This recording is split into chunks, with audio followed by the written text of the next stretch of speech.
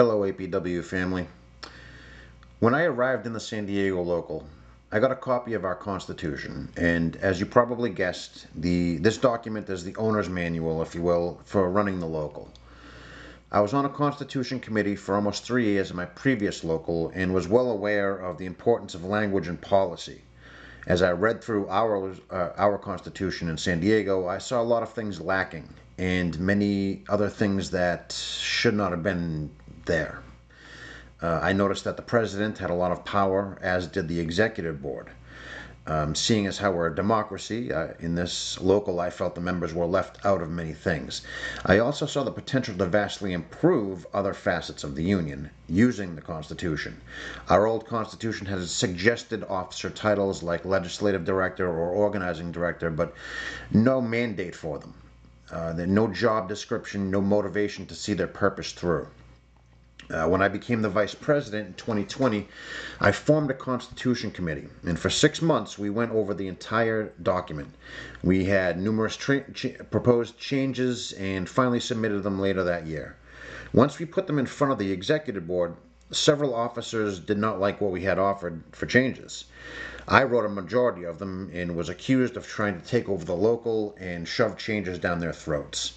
The board, including 2 members from the committee who signed off on these proposals, voted not to allow them in front of membership. I was beside myself.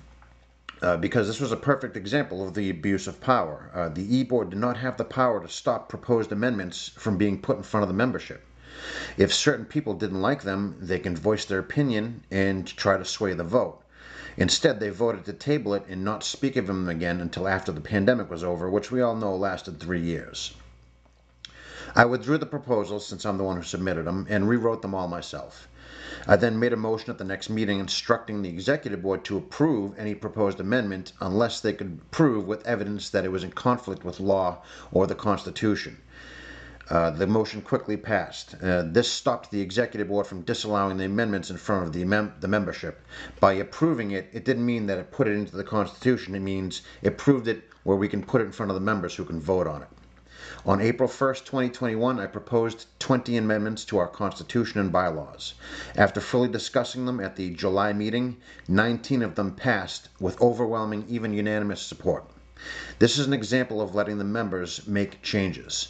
I will go over many of those changes we made in separate videos, because there's a lot of them, and you'll see the progressive and constructive things that I put in place to improve our local.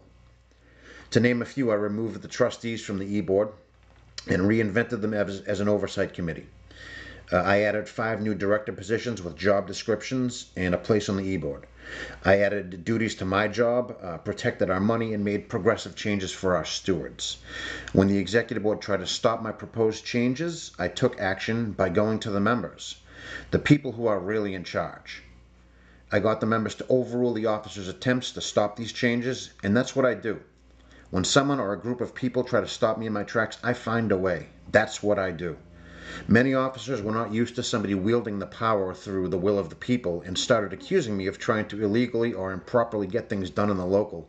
So they insisted that we get a parliamentarian for the meetings to verify if what I was doing was the right way.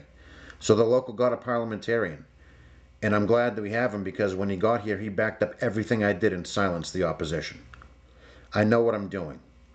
I know how to run this local, and I know how to get the job done with the support of the members.